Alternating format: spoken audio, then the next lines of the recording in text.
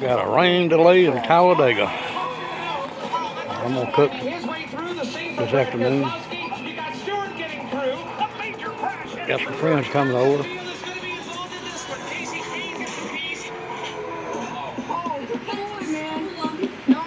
Got the TV out here. Got a hole right there that I had to fill up this morning from repo. He dug a hole that guarantees a foot and a half deep.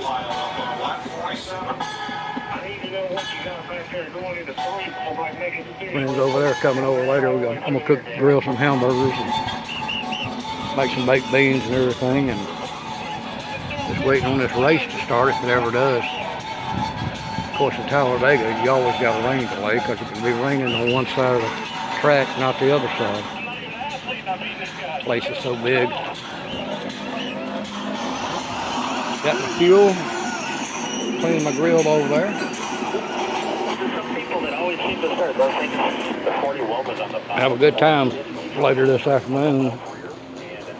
But got some new neighbors there. Young guy.